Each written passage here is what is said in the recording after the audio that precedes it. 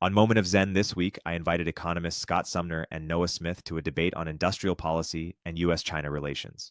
As you'll hear ahead, while they agree on many fundamentals, Scott and Noah clash on the China threat and the effectiveness of industrial policy. Please enjoy.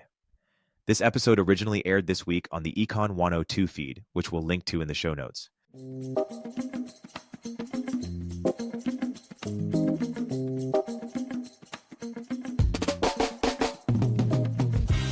How have you been? Things going well? Yeah, things are going great. How about yourself? I'm here in San Francisco.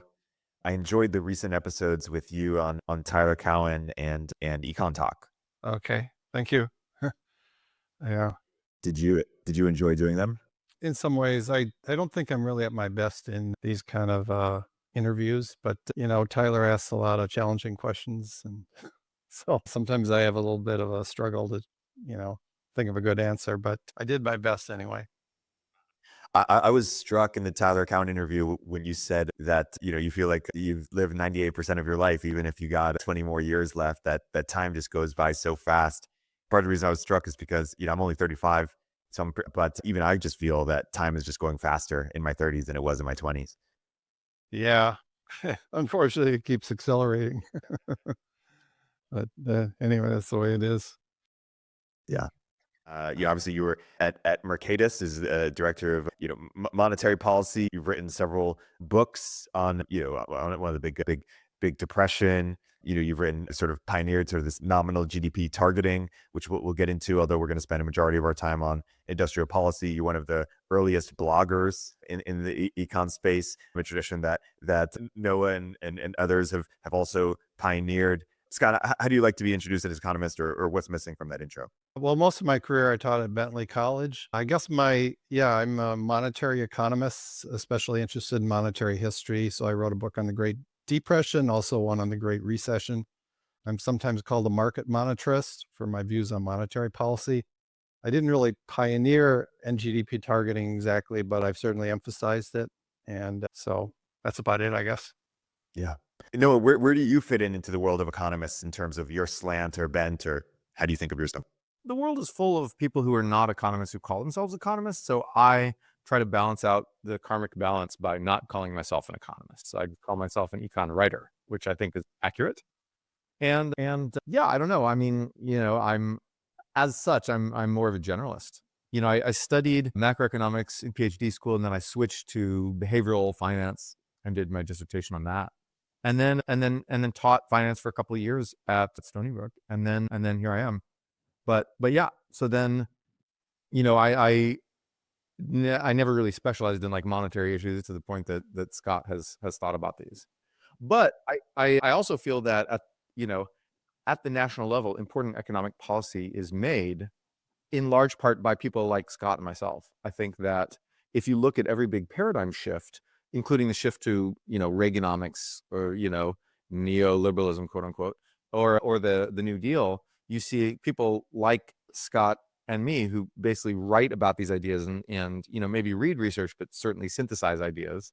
And I think at the center of it, I think that we're having this, this transition to something called industrial policy, and we don't quite know what that is, as our kind of new economic paradigm of what we're doing. Reindustrialization, including abundance and all this kind of stuff. And what that means is highly contested. And we don't exactly know what that is going to mean yet. And I think that people like Scott and myself will be key to shaping what that means. So this is an important discussion. Yeah, that's a great segue. So Scott, you went on Russ Roberts' great podcast Econ Talk, and made the case for your thoughts on against industrial policy to some extent, or you had some critiques of it. Why don't you outline the high level of your argument, and then we can get into the specific parts of it, because there'll be some parts where there's overlap and some parts where there's a difference of opinion. Okay, and just to follow up on my self-description, I probably could have added that I'm sort of a unreconstructed neoliberal. Neoliberalism, in my view, was the dominant policy framework from the 80s to the early 2000s. I think it was the most successful policy framework in human history. It did a lot of wonderful things. I do think the world is moving away from neoliberalism in a variety of ways, both political and economic. politically, we're moving towards sort of authoritarian nationalism. But in terms of economic policy, which is where we'll focus today, I see less belief in ideas like free trade, free markets, deregulation, privatization, those kind of concepts today than there was back in the late 20th century. So my own views actually haven't changed much, but I have seen the sort of zeitgeist move in the direction towards industrial policy. I'm not opposed to all industrial policies, but I would describe myself as a skeptic that is especially skeptical of industrial policy in the trade area, a little less skeptical of subsidies and things like that. And I'm also probably a lot older than both of you. I'll be 70 this year.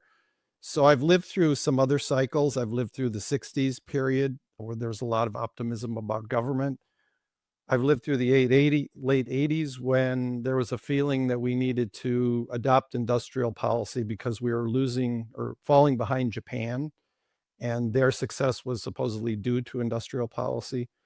So I've seen kind of these cycles of belief in markets come and go over the course of my life, and I'm not convinced that there's a need for a major rethink. There may be some need for tweaking to address specific policies. And there's even a few areas like global warming where I favor certain policies that you could call industrial policy, like a carbon tax, for instance.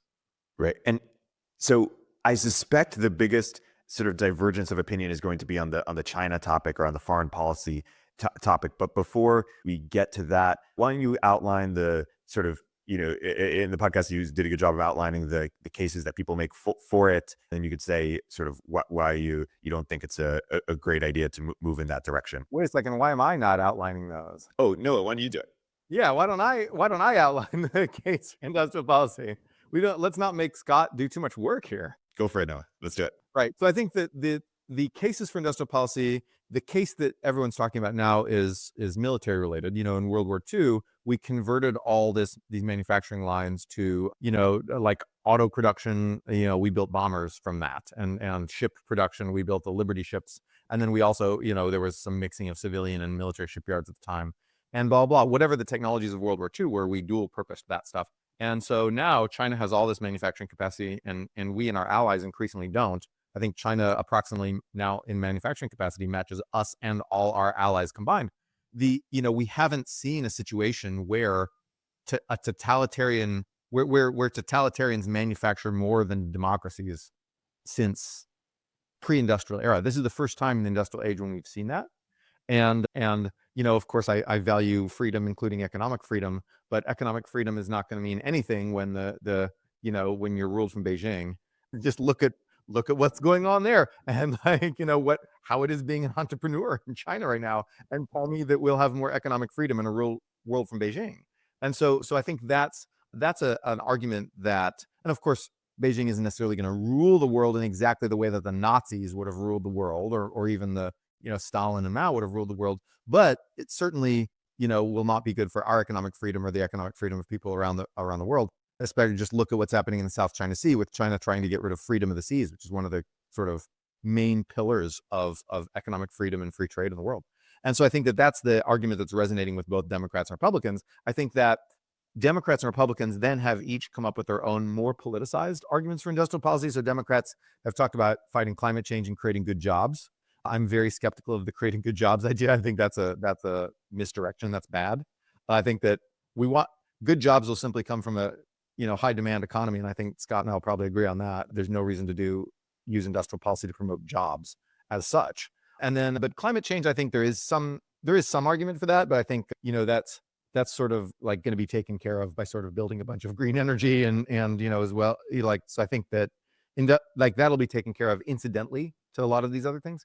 And then Republicans, have the MAGA idea of America first, protect American workers, blah, blah, blah. Not too different from what Bernie Sanders might recommend. And I think I'm a little more skeptical of that too. So I think some of because again, I think that good jobs will come from a high pressure economy. And I also think that in many ways we need to expand free trade in order to create good jobs, if you will, or just raise productivity, et cetera. And so I think that Scott and I will probably agree when it comes to a lot of those partisan justifications for industrial policy, but I think that it's on the bipartisan sort of concern about China that I think we may disagree. But I don't want to put words in Scott's mouth, but that's my best guess. Yeah, I think that's right. So let me take the easiest cases first where we may partly agree. If we look at industrial policy to address global warming, I think what ends up happening, although there is a strong case for it, and I mentioned the carbon tax as an idea, what we get is policies that are actually counterproductive in many cases. In the Biden administration, there was a push for subsidies for things like electric cars and solar panels and so on. But in my view, the other steps taken, such as trade barriers on Chinese EVs and solar panels, more than counteracted the benefits of those subsidies. So if we did nothing, no subsidies and no trade barriers, we'd be ahead of where we are in terms of electronic vehicles today because companies like BYD are just so good at producing them. So I think that's been kind of counterproductive, although we can come back to the foreign policy implications of China trade later. But in terms of just the environment, even under the Biden administration, which had some talented people, we often didn't get the sort of industrial policy you'd want from the textbook. Now we're moving into the Trump administration that doesn't seem to have any qualified people in any top positions, one or two exceptions maybe. But I don't have any faith in the Trump administration doing an industrial policy that is in the nation's interest. So even though there are textbook arguments for industrial policy, in certain cases, when you get into the politics of it, it becomes much more dicey. The other point I would make is that a lot of the industrial policies, I think, are based on misconceptions about how the macroeconomy works. I'll just give you one example. A lot of people favor trade barriers to boost U.S. manufacturing. In my view, those do not work, and in fact haven't worked under the last two administrations, because the root cause of our current account deficit is a savings investment imbalance, which is not really addressed through trade barriers. And as a result, a truly effective policy of, say, reducing the trade deficit and boosting manufacturing would involve addressing that savings investment imbalance. My preference would be through a more responsible fiscal policy, smaller deficits, maybe also incentives to save more. But if you believe, like I do, and many international macroeconomists believe, that the savings investment imbalance is the root cause of our trade deficit, then you can't really address that through things like tariffs. But when you get into the political realm, people look for the easiest solutions. And obviously tariffs are a lot easier to grab than a major increase in taxes or cut in spending, which would be required to address our savings investment imbalance. So I think sometimes even when they identify a problem, they come up with solutions that are not really reflective of how the macroeconomy actually works. Yes, I think that is quite correct. Hey, we'll continue our interview in a moment after a word from our sponsor. Even if you think it's a bit overhyped, AI is suddenly everywhere, from self-driving cars to molecular medicine to business efficiency. If it's not in your industry yet, it's coming fast. But AI needs a lot of speed and computing power. So how do you compete without costs spiraling out of control? Time to upgrade to the next generation of the cloud. Oracle Cloud Infrastructure, or OCI. OCI is a blazing fast and secure platform for your infrastructure, database, application development, plus all your AI and machine learning workloads. OCI costs 50% less for compute and 80% less for networking. So you're saving a pile of money. Thousands of businesses have already upgraded to OCI, including Vodafone, Thomson Reuters, and Suno AI. Right now, Oracle is offering to cut your current cloud bill in half if you move to OCI for new US customers with minimum financial commitment. Offer ends March 31st. See if your company qualifies for this special offer at oracle.com/turpentine. That's oracle.com/turpentine.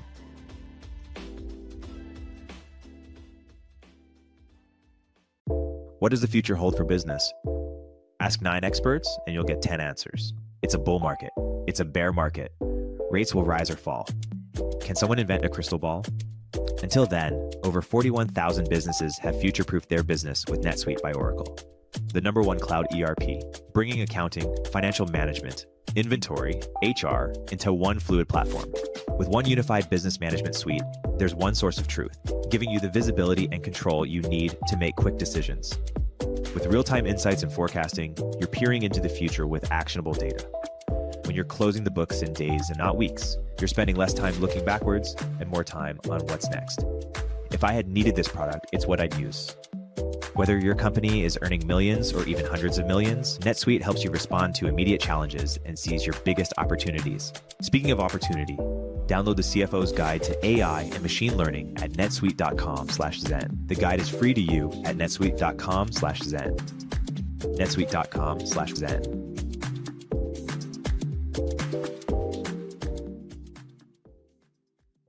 I would agree with, 90% of what you just said. I think, and the other 10% might just be me quibbling with particular kinds of language. I think that, well, an interesting thing to point out is that the reason, so you said that if we had just completely opened ourselves to Chinese green technologies, solar and batteries, that would accelerate the fight against US emissions and climate change, and thus mildly accelerate the fight against climate change worldwide. That is correct. However, it's also important to understand that the fact that these things are made cheaply in such high volumes in China is not entirely due to the independent competitive success of some of the companies making these, but is due in substantial part to Chinese industrial policies that have encouraged massive capacity and massive buildouts of those things. And so someone's industrial policy somewhere is making that happen. And if we implement unilateral free trade and simply say, okay, give us your solar and batteries, I agree with you that would accelerate the fight against climate change, but I think it's an important caveat. It's an important thing to note that the reason it would is because someone somewhere is doing a lot of probably economically inefficient, but maybe efficient, industrial policy, but that may be efficient once you take into account the externality of climate. And I, can't tell you off the top of my head whether it is, but, for a long time in the 2010s, a lot of people were saying, well, in order to solve the externality of climate change, you can do a carbon tax, but then and if you had a world government, a carbon tax would clearly just be the right way to go. But given that you don't, a carbon tax in one country can lead to other countries sort of free riding. And you have this coordination problem between countries. And that's because global warming is global, right? If one country is like, okay, we're just going to do a carbon tax, and you know what? It's going to kill our heavy manufacturing and blah, blah, blah. Some other country will be like, I'll do the heavy manufacturing. Sure. And then they'll get cheap fossil fuels and blah, blah, blah.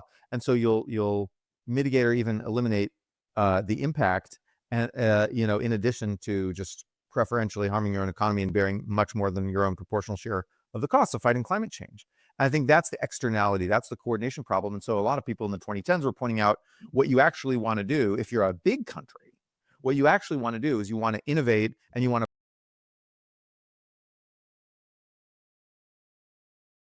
magic of learning curves. It drives down the price of these things. And then India, and then, will industrialize using solar first instead of even going through the intermediate stage of coal, and maybe Indonesia and these other countries. And then, developed countries will more easily and cheaply switch to the new alternatives. And so what we need to do is just do this big push. If you look at why the cost of solar and batteries has declined, you see that at first it was due to research, but later it was due to scaling. And scaling, technological learning curves, that has been the main reason why the cost of solar and batteries has come down so much. We didn't do this. We yelled online, and then we didn't end up doing this. The China did it. The Chinese Communist Party, I don't know if they got this idea from like Ramez Nam and the other people who were saying this idea, but they did it for us. They helped us. Thank you, China, for building a ton of solar and batteries really cheaply, even though it may not have been economically efficient in terms of, all the little Harbinger triangles and static efficiency for you at the time. You did it, and it has helped us decarbonize. And through our tariffs, we partially blocked that. But we didn't block a lot of it. Overall, cheap Chinese solar and batteries have been changing the world successfully. This is not just a success for China's industrial policy in terms of like providing jobs or whatever they did it for, or exports, whatever they did it for. It's been a success in terms of actually fighting climate change. China is, although it's the biggest contributor to climate change because it burns a lot of coal, it's also the biggest opponent of climate change in making green tech cheap. And that's sort of the contradiction of China. So I think that's an important thing to mention. Okay, good points. A couple responses. It is true that the carbon tax has been politically unpopular, but one of the things we discovered during the Biden administration is a lot of the alternatives, like restricting energy production, also turned out to be politically unpopular and had to be reversed at some point during the Biden administration. So there aren't really necessarily any easy solutions there. On the question of how important the Chinese industrial policy was in the promotion of their manufacturing, I think this is a very tough issue. And I'd like to spend a couple minutes kind of looking back at the history of this debate because I don't think there's any easy answers here.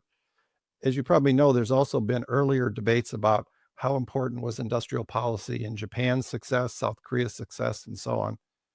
And you can find good arguments on both sides of that issue. But one of the things that I found is that people often will cite a particular success and overlook the fact that there's other examples that cut the other way. So there were Japanese industrial policies that failed to do what they were desired to do. And also, if you look at the broader picture of sort of the East Asian success story, let's say over the last 50, 75 years, it's clear that there was something going on in East Asia in manufacturing that probably went beyond industrial policy because many countries in that region saw explosive growth rates with different policy regimes. In some of them, like in South Korea, there was substantial industrial policy. In others, like Singapore or Hong Kong, there was more free trade. But wherever you had the basic open economy structure in East Asia, you tended to get very rapid growth. So it's really hard to know exactly how much role industrial policy played. In addition, in places like South Korea, sometimes the industrial policies worked at cross purposes, again, because of people's lack of understanding of how trade theory works. So they would have tariffs on imports and subsidies on exports. Well, those basically net out to zero, at least if they're uniform, right? A 10% across the board tariff and a 10% across the board export subsidy nets out to free trade, essentially. So I think people exaggerated the extent to which countries like South Korea were deviating from what you might call a market economy model. There was certainly substantial deviation, but I think a lot less than people assumed because of the policies often working in opposite directions and counterbalancing each other. So when I look at China, I see a country that just has enormous comparative advantage in manufacturing. And it's difficult for me to know when you look at a particular industry like EVs, how much of that success is coming from a specific government policy of encouraging EVs, and how much of it is coming from the fact that China just has massive comparative advantage in a lot of certain types of manufacturing. And I would note with EV, we're moving into a type of manufacturing where the advantage China has is even stronger than the old internal combustion engine, where countries like Germany have a comparative advantage, for instance. So we're moving into a more electronic type of car that's mass produced, a simpler thing with fewer parts. And that's where Chinese producers just excel at low cost in almost everything. So I'm sure we could find lots of other manufactured goods in China that haven't been encouraged by the government, where they've been similar spectacular success stories of dominating global exports in those areas. I'm not saying you're wrong. There could have been some benefits of Chinese government push in clean energy, and maybe those were good things. You know, I'm in favor of doing something about global warming.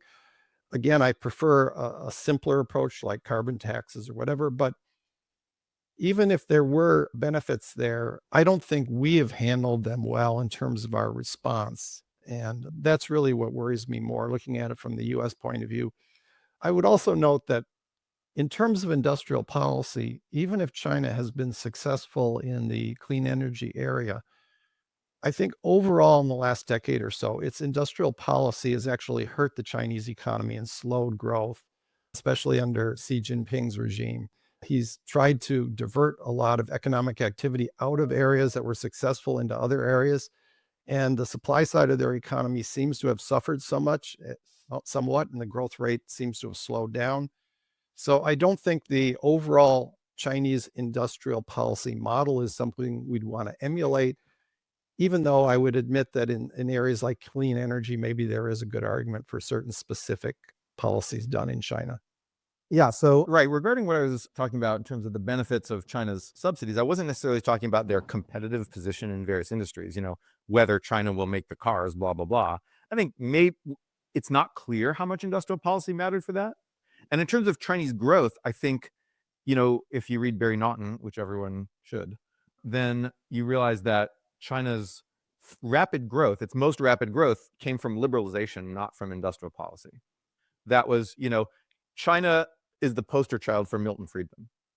Deng Xiaoping is the great man of Chinese history, and his two handpicked successors, Jiang Zemin and Hu Jintao, really just mostly continued the liberalization playbook. Hu Jintao started to mix it with industrial policies, but most of that explosive growth came from liberalization. And so I'm not saying industrial policy is what made China grow. In fact, I think it's possibly the opposite. I think liberalization is what made them grow primarily. And whether or not the shift toward industrial policy will help them or hurt them, the jury's still out on this. I think when I was talking about the success of China's industrial policy, I was talking about a very narrow success in terms of scaling up solar and batteries so that you take advantage of the learning effect and leverage the technological positive externality of research and development through scaling and learning effects to partially counteract the negative externality of carbon emissions. And so I think that was a narrow success in that field, but I'm not saying that China has grown fast because of industrial policy, because I think that so far that has not been the case. But I should say one other thing, which is, when you talk about whether industrial policy helps a developing country grow, I know lots of people like Nathan Lane and Rekha Juhash who are trying to figure that out. I think that there's never going to be a general answer to that, because so many different things get called industrial policy, first of all. And second of all, even if you have a consistent, narrow definition of industrial policy, those things can be implemented well or poorly. There's a lot of devil in the details. So you can certainly point to industries where you say, okay, we're pretty sure industrial policy increased value added in that industry. But it's very hard to do the macro counterfactual where you come and say, okay, did that starve your other industries of resources in ways that were ultimately harmful to productivity? I don't know. You can't say. Macro is very hard to identify. And so I think that we know, for example, that the South Korea's heavy and chemical industrialization drive in the 70s was successful in terms of promoting those industries. That worked. What we don't know is whether that starved the Korean economy of resources in other industries that would have made Korea ultimately a richer country today had they not done that. And so those counterfactuals are very, very hard. And it's so not only are there a billion and one things that get called industrial policy, in fact, I would argue that in America, we are now calling deregulation industrial policy in many cases. And I've been calling it that. And I think that that's not inappropriate to say that, for example, land use deregulation. Like, I think that making NEPA and CEQA and these other environmental review laws that let you sue the government to stop any land use project, I think that making those a lot less powerful is a form of industrial policy that I want. And yet it's deregulation. It's not a binary thing between neoliberalism, free markets, and industrial policy. I think it cuts at an angle. It's not diametrically opposed, because sometimes deregulation can be industrial policies. And on top of that, even if you have a specific kind of industrial policy, like let's say subsidizing a particular industry, I think there's lots of implementation details where you can do it well or you can do it poorly, and that may make a big difference.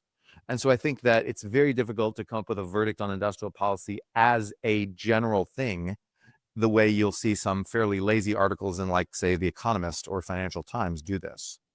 And so I think that having a debate about industrial policy, good or bad, is sort of doomed to failure, because I think that it encompasses so many things and it can be done well or poorly. You wouldn't say that, like, going to med school, good or bad. I can't tell you that. It depends on you. It depends on whether you really want to be a doctor. It depends on whether you're good at medicine. It depends on whether or not you go to a good med school and blah, blah, blah. It depends on a lot of things. And it depends on what you do after med school, whether you start your own practice or go to, it depends on so many things. I can't tell you whether going to med school is good, and I can't tell you whether industrial policy is categorically good or bad. Hey, we'll continue our interview in a moment after a word from our sponsor. So it's a new year, 2025. And one of the recurring questions I've already been receiving is, should I start my own business? Can I do it all on my own? Now more than ever, my answer is a resounding yes, with tools like today's sponsor, Shopify. It's never been easier to start pursuing your dreams. Shopify makes it simple to create your brand, open for business, and get your first sale. No coding or design skills required. They also help with the details like shipping, taxes, payments, and have social media tools that connect all your channels and create shoppable posts, allowing you to focus on the important stuff, like growing your business. What happens if you don't act now? Will you regret it? What if someone beats you to the idea? Don't kick yourself when you hear this again in a year because you didn't do anything now. Established in 2025 has a nice ring to it, doesn't it? Sign up for your $1 per month trial period at shopify.com/momentofzen, all lowercase. Go to shopify.com/momentofzen to start selling with Shopify today. Shopify.com/momentofzen.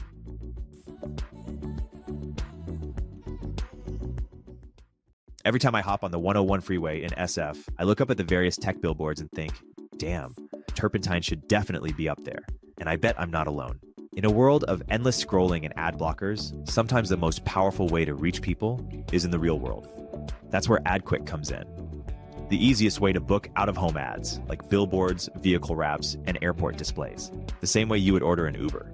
Started by Instacart alums, AdQuick was born from their own personal struggles to book and measure ad success. AdQuick's audience targeting, campaign management, and analytics bring the precision and efficiency of digital to the real world. Ready to get your brand the attention it deserves? Visit adquick.com today to start reaching your customers in the real world. Again, that's adquick.com. Great. Actually, some of those points were on my list, so I'm glad you made them. I had planned to talk about things like deregulation of housing construction, especially in the area of, like what can we do to help, say, working class people have stronger growth in real wages? What kind of industrial policies would do that? I see all sorts of deregulation as probably the most effective way, especially housing costs, since that's a big one in holding back living standards, but also healthcare costs, which some types of deregulation, making it easier to go to medical school, things like that, more competition in healthcare can help bring down costs. There's a wide range of areas where those kind of changes can be successful. So, but it seems like, I think we end up probably agreeing more than I expected, but when I read the media, much of the discussion of industrial policy almost automatically gets linked in with sort of an anti-market perspective. Like there's the free market people and there's the industrial policy people. I think what I'm hearing from you is that's a false dichotomy, and that you can, to some extent, embrace both. But I think that hasn't really been the history of the debate. The debate has focused a lot on kind of whether neoliberalism is a good thing or a bad thing, and whether we need to move beyond neoliberalism towards industrial policy. And what I'm hearing from you is we can have a lot of neoliberalism and have some targeted industrial policies to address specific topics, which is, I think, a much more reasonable point to advocate than sort of blanket rejection of neoliberalism that I get in some of the advocates of industrial policy. So that's good to hear. And again, maybe I could mention a few other topics. I mean, probably the area where we'll disagree the most is national defense. So maybe, I don't know, maybe we want to get into that, because there's a lot of this where I do agree with you. I think that my framework on national defense, as I said, I'm very strongly opposed to the current worldwide trend towards authoritarian nationalism. So that's the starting point. Second, I'm skeptical I favor trying to avoid war wherever possible. So my current view is that the biggest threat to the world by far today is Russia, because it's an expansionist power. And therefore, I favor industrial policies to restrain Russia. Okay. China is a trickier issue. China is also a problem in some respects. However, I don't put it in the same grouping with Russia for various reasons. One point I like to make is China's policies often annoy the West. Russia's policy is to annoy the West. Russia's basically a troll nation under Vladimir Putin. So I view Russia as by far the biggest potential threat to world peace. However, I think concern over China is, certainly valid. There's a lot of things about Chinese policy that do trouble me. You've mentioned South China Sea, a potential attack on Taiwan, and so on. So then the question becomes, what's the best solution when you have a tricky situation like this. And the way my framework is to think in terms of the expected cost of war is what we really want to minimize, because war can be so destructive. And the expected cost of war is the probability of war times the expected damage if there is a war. Okay. So for instance, in the 1930s, the US put sanctions on Japan, probably believing that that improves the situation. That is, they certainly increased the probability of war with Japan, but the view was that the reduction in the expected damage from war was greater than the increase in the probability of war with Japan. In fact, it was probably exactly the opposite. I think that sort of economic warfare with a country dramatically increases the risk of military war in the future. It makes countries feel like they don't have much to lose because they've been cut off economically anyway. So my fear is that the current road we're going down with China, I understand the arguments in favor of some of these sanctions, but I feel like they're increasing the probability of war to an extent that more than is greater than the reduction in the expected damage if there is a war. And so that's where I disagree with the foreign policy establishment in Washington. I think they underestimate that. And I would just make one final point. There's two parts to this.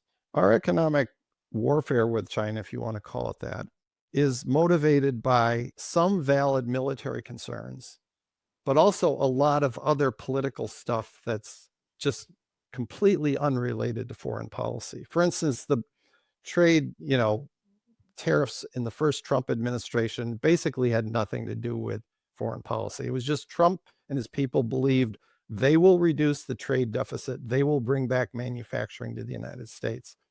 That economic policy needlessly antagonized China without even producing any foreign policy benefits. Now, in other areas like cutting off, high level chips and so on, you can argue there's a foreign policy thing there, not selling materials that are important for military uses.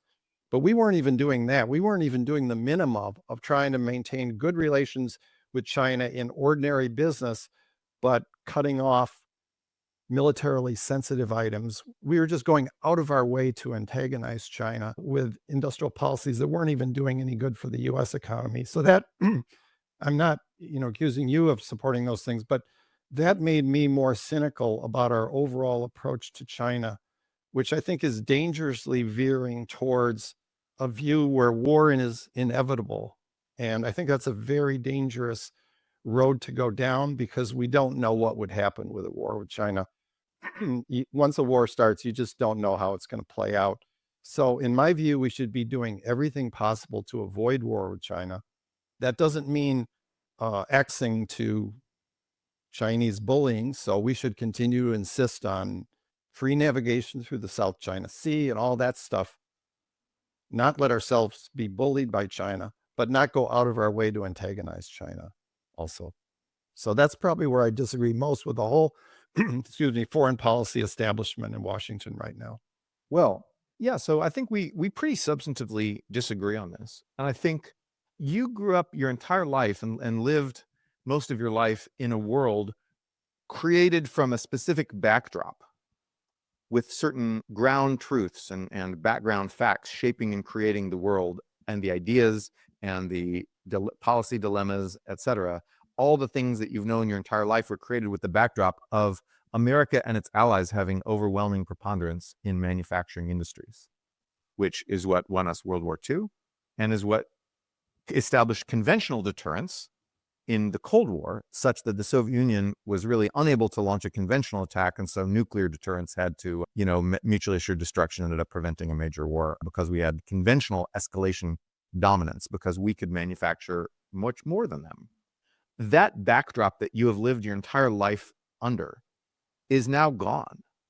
China now manufactures as much as America, Europe, Japan, and South Korea combined, and it's only going up. And so China is now able to do to us, if it chooses, what we could have done to, what we did do to Germany and Japan, could have done to the USSR in terms of out manufacturing them.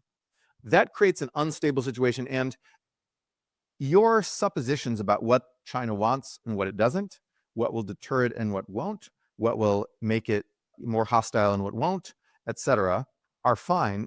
I don't think you shouldn't be making such suppositions. I make them too, and we come to different conclusions. But neither of us is a foreign policy expert. Studying monetary economics has not made you an expert on, on international relations, and writing about economics has not made me an expert on international relations. So we can disagree about the particulars of what China will do, and I do think you're wrong about that. But at the same time, what I do know is that if you think about the game theory of the situation, you think that once we lose escalation dominance, once China is able to simply out-manufacture us in terms of conventional arms, by dual using all of its manufacturing industries to just outproduce both us and all of our allies combined at the same time, we fundamentally then live in a different world than the one you grew up in, and even than the one I grew up in. We live in a new world where democracies do not have a preponderance of manufacturing ability. Whether or not we are more efficient and productive and have higher standards of living and nicer whatever than people in China is irrelevant to this point, which is that you live in a world where the most powerful country in the world is an authoritarian dictatorship.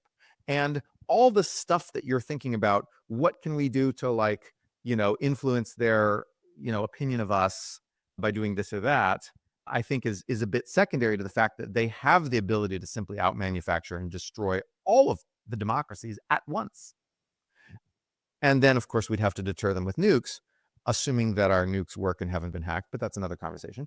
We'd have to deter them with nukes like the Soviet Union did to us, in the Cold War. And that's not necessarily a good position to be in. And so I think that, you're trying to apply we're both trying to apply our own amateurish assessments of China as a country and of its foreign policy and its society and the opinions of its leaders and its people. We're trying to apply our amateurish models to determining whether or not, we'll make them angry or we'll deter them or blah, blah, blah. And I do think you're wrong about those things. I think that deterrence has to be a much more important component of our approach than you probably think.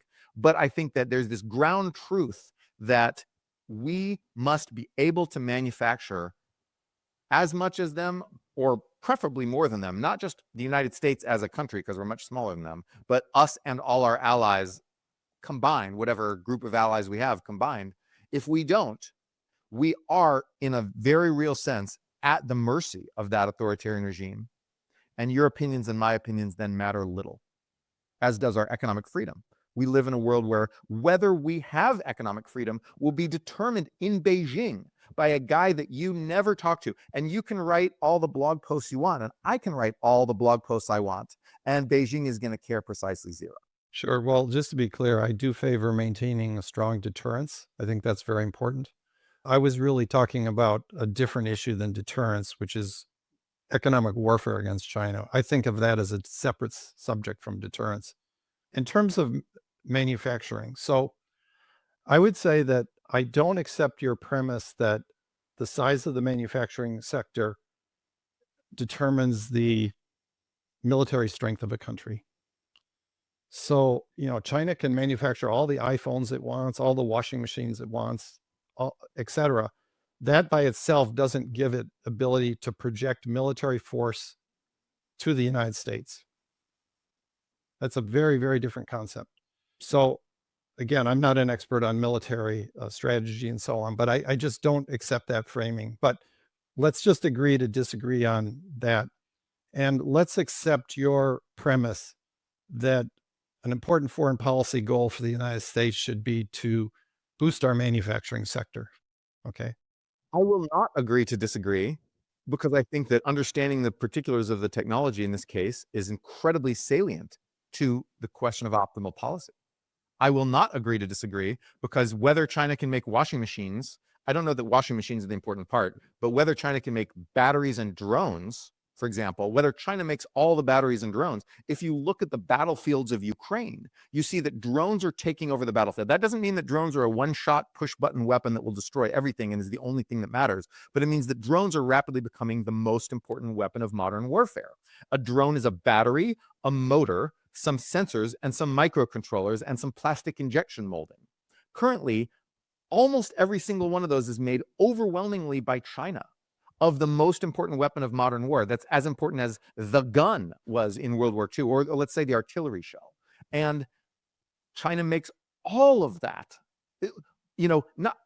Almost all of those, that is made by China. So no, we can't simply wave our hands and say, oh, washing machines aren't going to help them invade us. Drones are, batteries are. That's what they make. That's what they make all of. So we cannot simply label technology as A, like you would in a macroeconomic model, and say that understanding technology is irrelevant to understanding the economics of the situation, because we know what the important weapons of modern warfare are, and we know that China is making almost all of those. Okay. Well, but that's a different argument from your previous argument. Was what mattered was the total size of manufacturing, I thought. Now you're saying it's specific types of manufactured goods that matter, right? I could continue the list. I could talk about auto manufacturing and how that can be repurposed for ships and planes and tanks. I could talk about machinery manufacturing, machine tools, and how those are used. I could talk about ship manufacturing. I could talk about chip manufacturing, electronics, semiconductor manufacturing. Every single one of these manufacturing things. There are a very few areas where manufacturing is only useful for civilian purposes. And those are the ones in which we dominate and China doesn't, right? So manufacturing of medical devices to test if you have diabetes, that's where we dominate.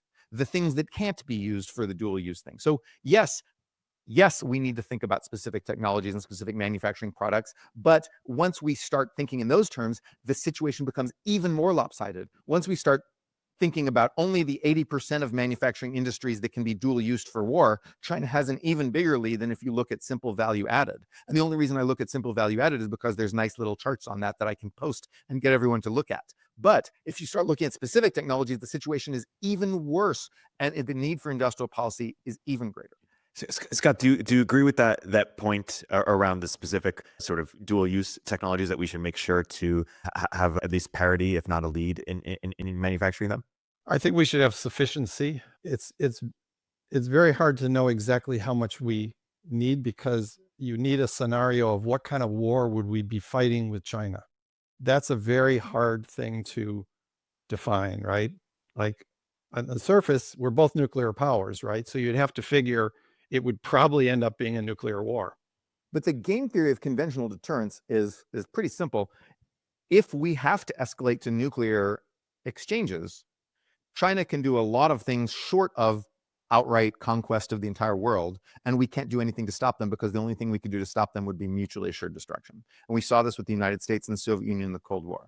The United States had the commanding lead in the Cold War because we had conventional escalation dominance, which meant that the only way if we had invaded the Soviet Union, they could have nuked us. But the Soviet Union was not going to nuke the entire world to get its way on any, one smaller policy question that was not existential. And in the same way, China will be able to do whatever it wants to us, short of something existential where we'd have to nuke them. We might as well all die. The game theory is not ambiguous here. Conventional deterrence matters. In fact, it was actually, ironically, John Mearsheimer who kind of pointed this out, but the people at RAND pointed this out a lot. Whereas when the only button you can press, the only contingency you have is to destroy the entire world, you are effectively powerless in almost every single situation. And then we are at the mercy of authoritarians who don't care about your blog and don't care about my blog. Okay, so let's take this in pieces, because there's a lot going on here. So we have to think about a scenario. What kind of scenario are we probably looking at where this issue would come into play? We know we have a war now between Russia and Ukraine, right? We know what the U.S. policy is in that war. By the way, I support that policy. The scenario I see discussed most often as a potential trigger for a U.S.-China war is a China invasion of Taiwan. So then we have to think about, well, what kind of response would make sense for the United States in that scenario? What are we wargaming for? And it isn't clear to me what the U.S. foreign policy is. Like, I know what our policy is with Ukraine. It's to assist Ukraine in, repelling the Russian invasion, but not committing U.S. military to fight with Russia. And based on what I read, the reason that's often cited as to why we're not fighting in Ukraine, because we fear an escalation to nuclear war with Russia. If Russia didn't have any nukes, NATO would perhaps be helping Ukraine out. I don't know. That's what I read. Now, you're free to disagree with that assumption, but this is sort of the working assumption I have when I look at the Russia-Ukraine situation. So then we look at China and Taiwan, and I ask, how is that different? Everybody says it's completely different, but it's not clear to me what our strategy is in Taiwan. So I don't really know what sort of like weapon systems the US needs unless I know what kind of scenario we're looking at. What are we envisioning here? Are we envisioning a Chinese invasion of the US mainland? I think obviously not. If we're envisioning China doing something we don't like in East Asia, what is our policy? We've seen Russia do something we don't like in Ukraine. We know what our policy is there. What would our response be in East Asia? I don't know. So it's very hard for me to know like what kind of weapon systems the US needs. I certainly favor the US having a strong deterrence. I favor us having adequate weapon systems.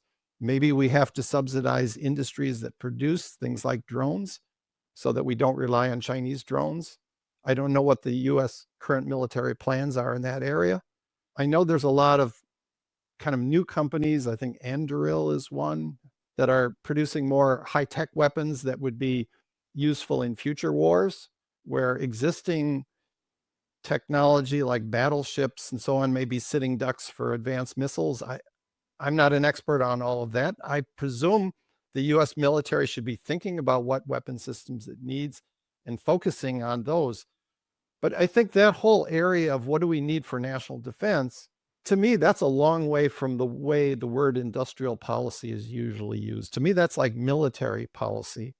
And if you kind of jumped on me a little bit when I said I wanted to talk about like boosting manufacturing as a whole, that's like we can have a conversation about like bringing manufacturing back to America as a general concept, and we can have a conversation about specific industries that we want to promote or about both, but I think we have to be specific. So I have certain views on how to help manufacturing as a whole. I've already mentioned them briefly, things like reducing our budget deficit, changing our tax code. There's all sorts of things we can do to boost manufacturing in the United States that I would strongly favor. That's point one. Point two, I see a lot of industrial policy proponents proposing things that in fact do not work, like tariffs. Tariffs do not bring back manufacturing. We've seen that under two administrations. And economic theory predicts that tariffs will fail because they don't address the root cause of savings, investment, and balances. So for manufacturing as a whole, I have pretty strongly held views because I do have some expertise in that area as an economist to offer my opinion on that subject. If you get into drones, yes, I'm not an expert on warfare. I don't know exactly what the US military should be doing in the area of drone manufacturing, and maybe we should be doing more in that area. I guess if you want to call that an industrial policy, then I might favor that policy. But I see the term industrial policy being used in a way to sort of reshape the economy away from a market economy in many areas that to me have nothing to do with the specific objectives that are outlined or used to justify the specific policies. So, I think we'd have to get down to specifics before I could really better understand exactly where you're coming from on this. I agree. And I think that the specifics are the important thing here. And so I think I do have a hard stop. And I think that that's probably the conclusion that I would agree with most strongly, is that the specifics matter. And I think that my two messages on industrial policy are, number one, we need it in some form because of some things, but most overwhelmingly because of the China situation. We need industrial policy in some form, and the specifics of that are not immediately obvious. It's not clear what, exactly which industrial policies we need and what the targets are supposed to be. And I agree that Trump's tariffs were not especially effective policy in terms of, in terms of reindustrializing America. Certainly, they didn't even move the needle on manufacturing. When you look at Biden's policies, the CHIPS Act and the Inflation Reduction Act, which is actually a green technology battery building act, have absolutely moved the needle. America actually now manufactures 80% of its own solar panels, which will be useful if we're getting most of our energy from solar and we get cut off from China in a war. Battery factories are going up everywhere in America. chip factories are going up everywhere in America, and the proportion of chips that America makes is forecast to rise for the first time in decades, thanks to the CHIPS Act. And so when I look at industrial policies, I do not think about 2018 tariffs. I think about 2022, Biden policies. And I think that we've seen successes in areas of technology that I can draw a very explicit, very clear and simple to understand line directly from chips to military stuff and China. And as for whether or not China wants to attack Taiwan and all that stuff, we can argue about that all day, and I don't actually know.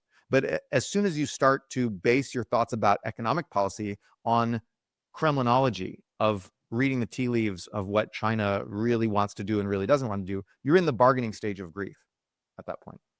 And like I said, I do have to go, but I think my final message is we need to do something.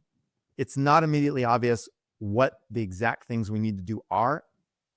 It's clearly possible for some of the policies that people talk about being in this direction, like Trump's tariffs in his first term, being counterproductive or just useless, a waste of money, etc.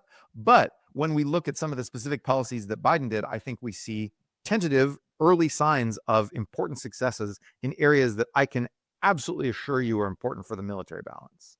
And so that's not the kind of thing that can be, dismissed with a hand wave and the idea that like free markets are good and industrial policy always fails, and these old nostrums that were easy to tell ourselves when we had all the world's manufacturing capacity back in the 90s. Noah, Scott, thank you for the great conversation. Unmindful of time. Noah, I know we got to go. As always, until next time. Thank you. Thanks.